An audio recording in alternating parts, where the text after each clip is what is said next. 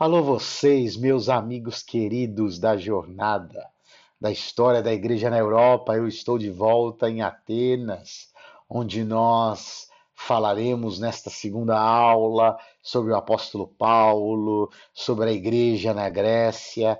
Mas antes de nós começarmos, eu gostaria de te pedir para você pesquisar.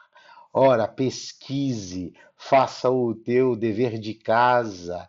No meu primeiro vídeo, eu falei sobre a Septuaginta, eu falei sobre Péricles, eu falei sobre Alexandre o Grande, eu falei sobre os quatro generais, Lisímaco, Cassandro, Seleuco, Ptolomeu. Faça o dever de casa, faça um Google. Por exemplo, eu tive o cuidado de fazer aqui uma lista de assuntos que eu gostaria de falar com você hoje, e no tema relacionado à pesquisa, eu coloquei Sócrates, eu coloquei a Golden Age, que seria, eu traduzi como Era Dourada, você encontra em português como Era do Ouro, o Paternon, Acrópolis. Eu vou fazer uma apostila e você vai ter acesso a essas palavras-chave, porque de fato, saber é poder. Saber é poder. Saber, Sofia, sabedoria ou a persuasão, conquanto o apóstolo Paulo tenha dito, eu não venho através da sofia, da sabedoria humana, eu não venho anunciando através do caminho persuasivo. Ora, ele tinha muita sabedoria. Ele conhecia a técnica helenística da retórica. No entanto, o que ele quis dizer é que, sobretudo, era o poder do Espírito Santo, era o dínamos que trazia tal impacto. Não era técnica por técnica, não era a sabedoria humana, não era a filosofia grega.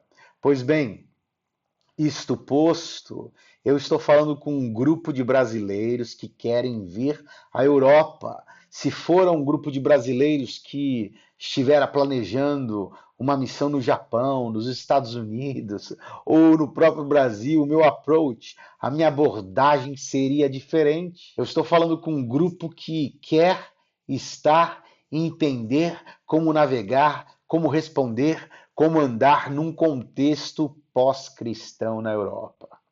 De modo que o apóstolo Paulo é este exemplo sublime, um camarada extremamente treinado, cidadão romano, judeu, cresceu aos pés de Gamaliel.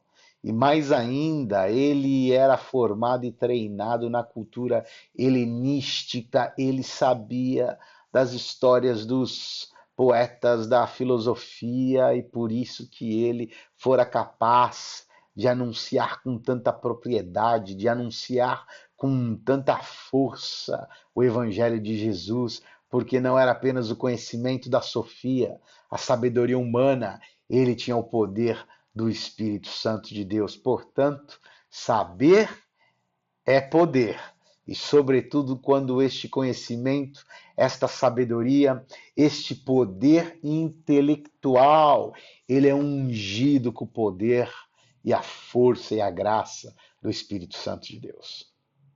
Isto posto, eu gostaria de, em primeiro lugar, nesta segunda aula, lembrar a você, se você não sabe, que a primeira carta, o primeiro texto do Novo Testamento, ele foi escrito entre os anos 49 e 51. Paulo estava em Corinto. E, na realidade, quando ele foi a sua segunda viagem missionária a Corinto, que está a 1 hora e 15 minutos mais ou menos de carro de Atenas, ele escreveu à igreja que se encontrava em Tessalônica. De modo que este local onde nós nos encontramos hoje, da qual eu falo, chamado Grécia, é um país extremamente importante para entender o início da igreja primitiva. Ora, Tessalônica, por exemplo, está a 500 quilômetros de distância, Nós temos Corinto a apenas 80 quilômetros. Nós temos a cidade de Filipos, que está a apenas 700 quilômetros de distância de Atenas. Nós temos ainda Patmos, nós temos Icônio. Por isso, por favor, faça essa pesquisa, dê um Google nestas cidades, releia, leia os textos nos Atos dos Apóstolos para que você esteja situado e familiarizado com aquilo que está já descrito e narrado. Leia os livros, as cartas que o apóstolo Paulo enviou a estas igrejas que estão localizadas na geografia da Grécia. Ora, um outro ponto importante que eu gostaria de deixar com vocês, e eu escrevi ontem, enquanto eu preparava esta aula, nós já falamos sobre Alexandre o Grande na aula anterior, que eu achei fascinante e extremamente interessante foi conversar ontem com uma grega cristã e ela dizia da importância de Alexandre o Grande de preparar o caminho para a vinda de Jesus de Nazaré. Ora, obviamente esta é uma ótica e uma lente grega de uma cristã que sente muito orgulho de seu país, sobretudo porque o Novo Testamento fora escrito no seu idioma, no grego. Mas tem um certo sentido, ela dizia sobre a sabedoria de Deus, sobre a soberania de Deus em preparar este território, este momento único na história, onde as highways, as estradas, os caminhos que os romanos haviam já deixados e estabelecidos como maneira, meios para que o apóstolo Paulo, tanta gente viajasse, até mesmo os escravos, esses que vendiam mercadorias, utilizaram destas highways romanas para levar o evangelho que fora levado, na sua maioria esmagadora, através do idioma grego, que, como nós repetimos aqui várias vezes, era o idioma da vez, era o inglês da vez da sua época. Foi através deste processo de helenização que estabeleceu-se o grego como o idioma standard, de modo que, mais uma vez eu repito, conquanto Jesus tenha falado em aramaico, todo o Novo Testamento foi escrito em grego. Eu quero, sobretudo, lembrar que a palavra eclesia, ou eclésia no grego, sai exatamente de Atenas, da Grécia, onde eu me encontro.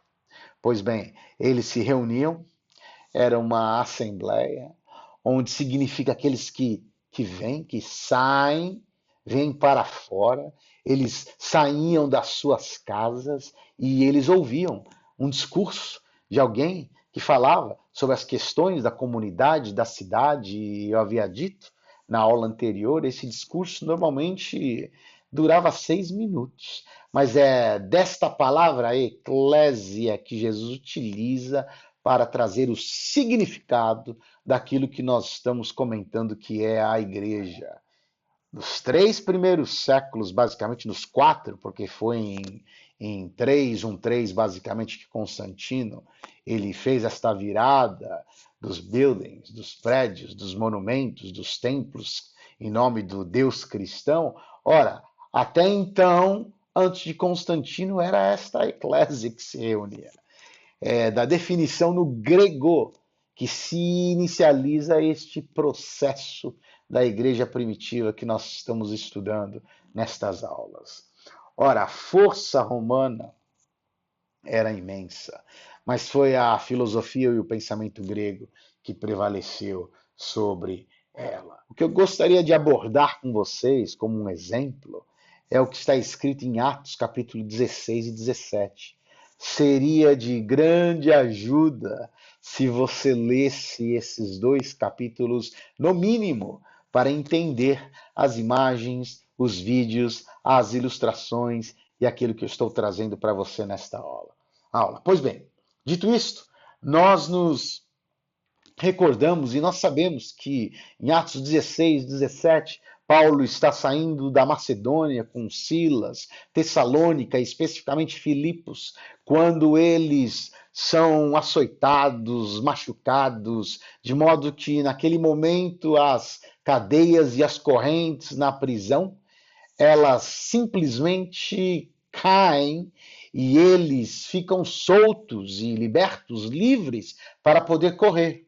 Ora, o texto bíblico diz que o carcereiro, ele ficou extremamente assustado, de modo que ele pegou uma espada, literalmente, e ia se matar, porque ele sabia da responsabilidade, ele sabia daquilo que ele teria que responder pelo fato daqueles presos terem fugido. No entanto, como também nós sabemos, tanto Paulo como Silas, eles permaneceram. E Paulo dissera àquele carcereiro: não faça mal nenhum na sua vida, não tire-a, porque nós estamos aqui.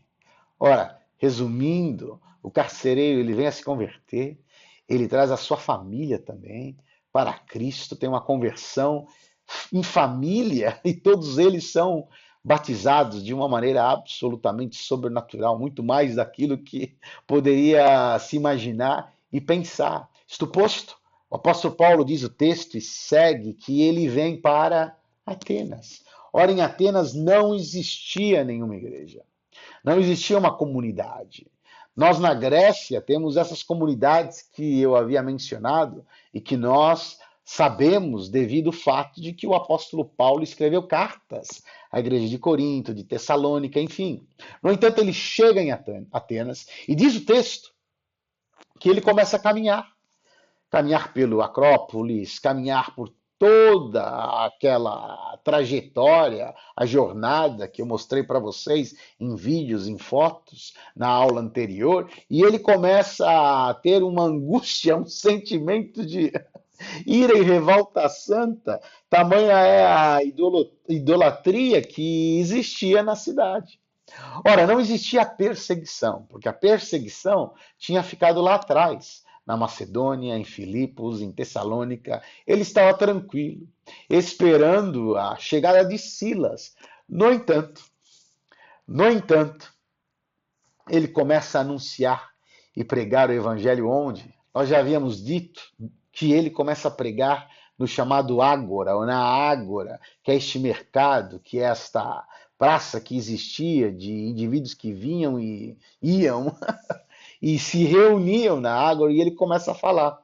De modo que o texto diz que muitos começaram a ouvi-lo e pensar que ele era um sujeito tagarela, um sujeito que estava anunciando, sendo judeu, um Deus que era diferente. Uma mensagem era alienígena, era alguma coisa estrangeira aos ouvidos dos gregos. No entanto, conquanto pudesse ser foreign, contanto pudesse ser alguma coisa absolutamente estrangeira, os gregos se interessaram e deram a ele a oportunidade de falar no Areópago. Areópago que foi palco de indivíduos com tanta eloquência e sabedoria, e falaram, a saber, Platão, Aristóteles, ou Sócrates, ou Péricles. Paulo era a bola da vez. De modo que ele tinha pelo menos uma audiência composta pelos epicureus, discípulos de Epicuro, e também os chamados estoicos, discípulos de Zenão. Ora, Fábio, o que significa basicamente essas duas escolas filosóficas? Eu tenho que lembrar que muitas escolas e linhas de pensamento filosófico nasceram na Grécia. Nós recentemente estudamos sobre o gnosticismo. No entanto, estas duas linhas, que seriam epicureus e os estoicos de Zenão, elas não tinham transcendência. O que significa isto? O pensamento nascia no berço e ia até a sepultura do indivíduo, do ser humano. Isto não significa que não tinha uma filosofia, um pensamento lúcido, não tinha as suas virtudes e seus princípios. Não. De fato, tanto uma escola quanto a outra tinha uma riqueza imensurável do ponto de vista humano. Por exemplo, a linha de Zenão, os estoicos. Era basicamente uma linha filosófica grega budista. Se é que eu posso comparar eu morando no Japão, vindo do Japão, conversando ainda com tantos japoneses, trabalhando com a cultura japonesa. Ora, era a ideia estoica dizer você não deve buscar muito o prazer, porque este prazer exacerbado, esta busca quase que incontrolável do prazer, do desejo, vai te levar ao sofrimento e à dor. Pois bem, dito isto, os que eram da linha dos epicureus tinham um pensamento oposto.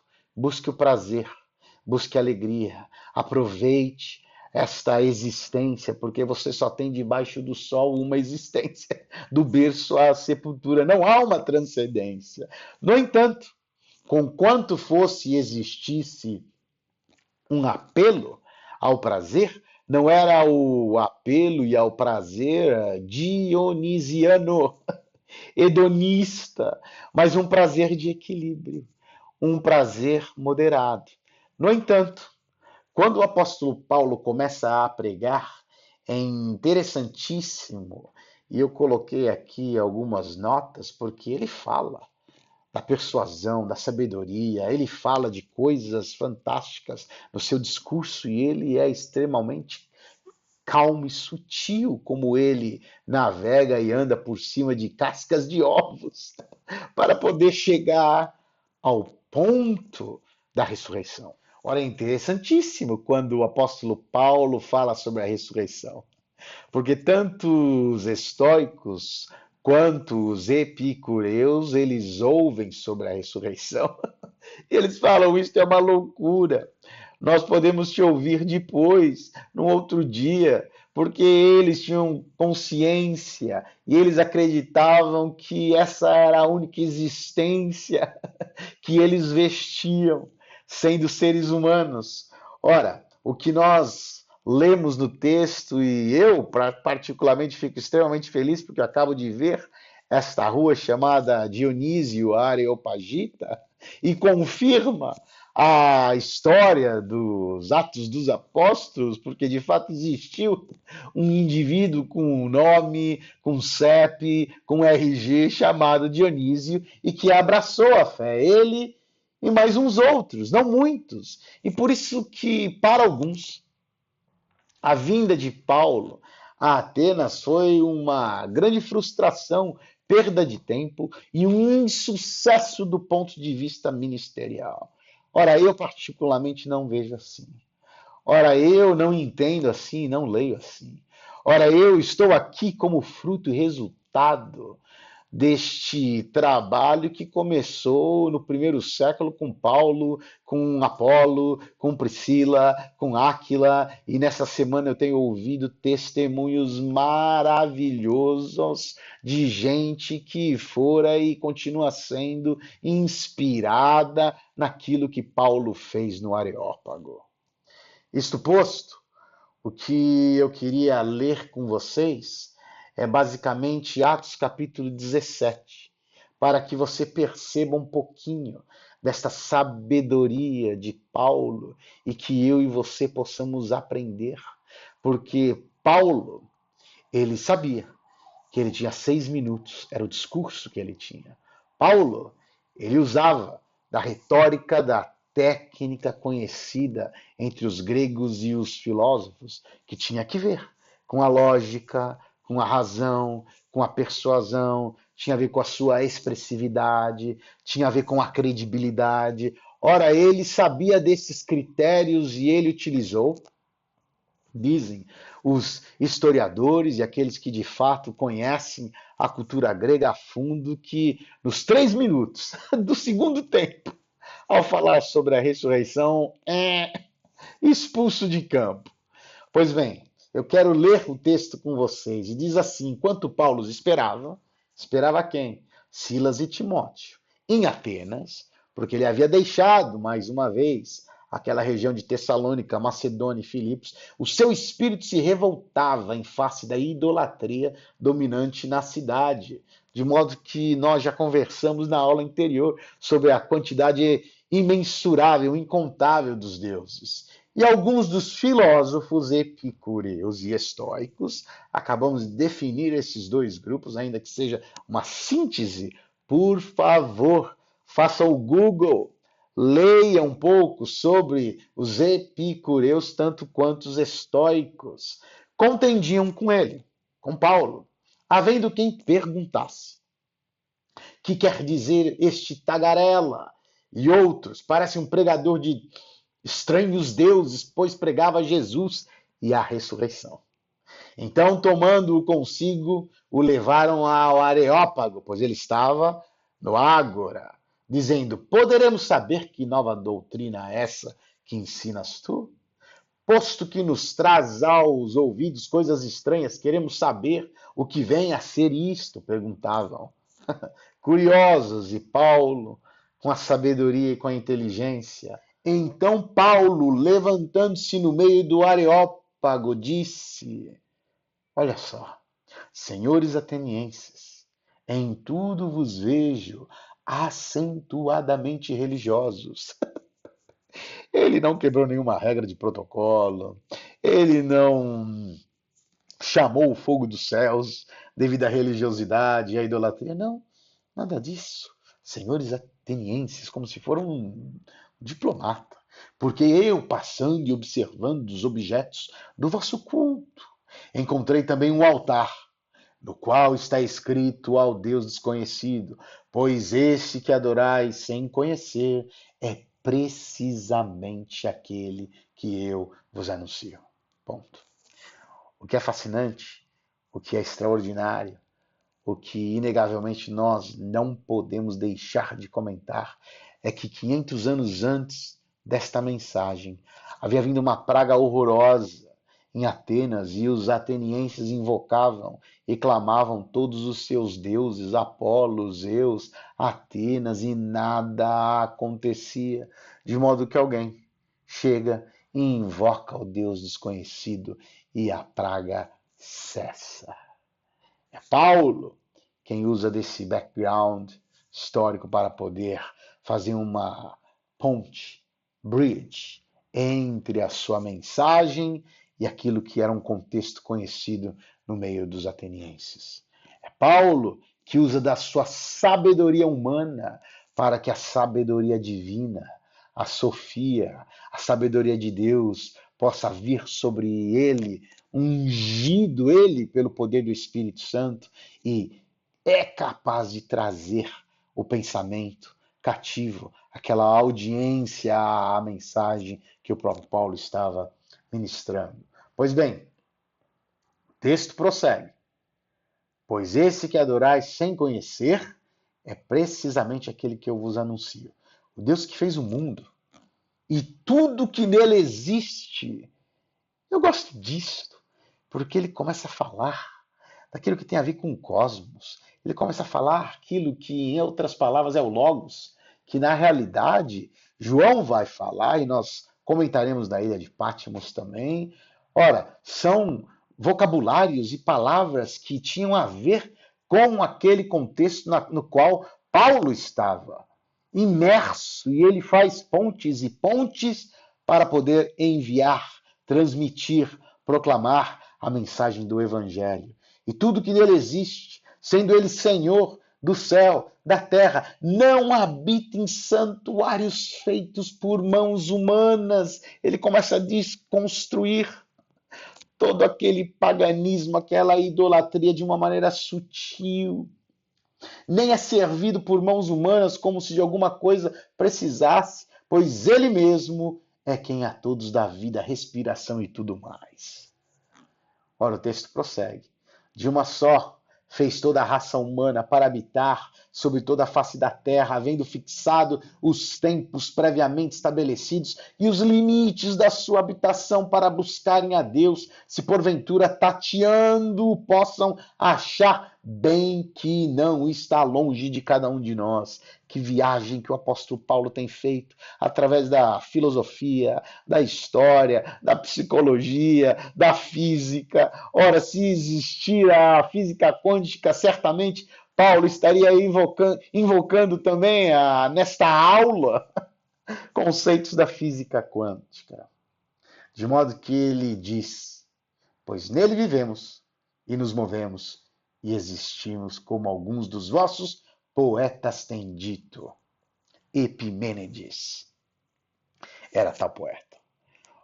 Ora, ele é capaz de fazer mais uma ponte. Ele é capaz de ganhar credibilidade, que era um dos itens nesta retórica grega ateniense.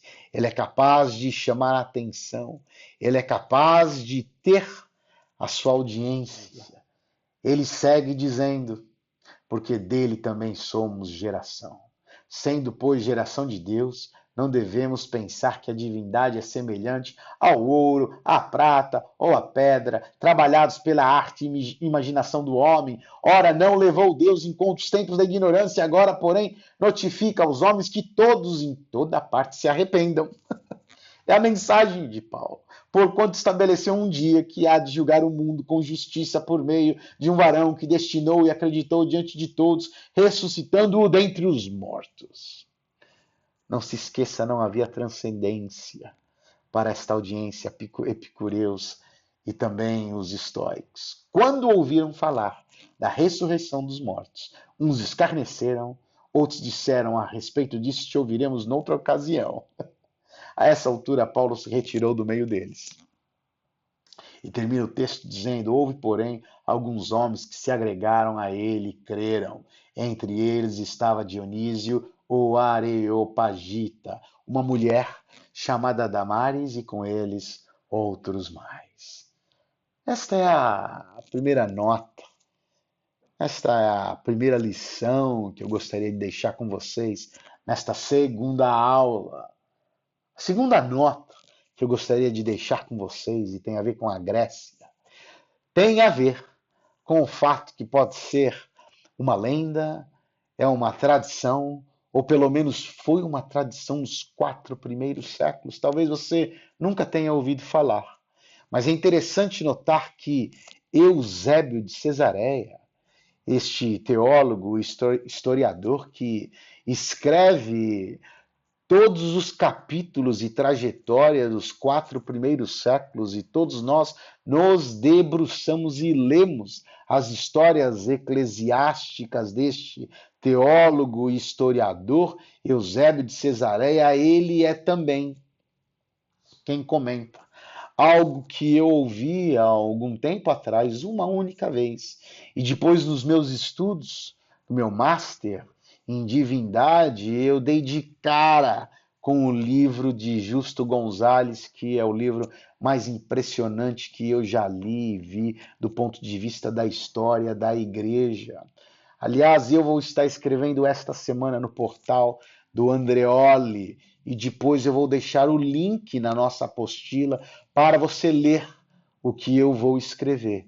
E tem a ver com o rei de Edessa. Você vai encontrar alguns nomes. Eu, no inglês, encontro como Abigaros. Você pode encontrar como rei Abigar.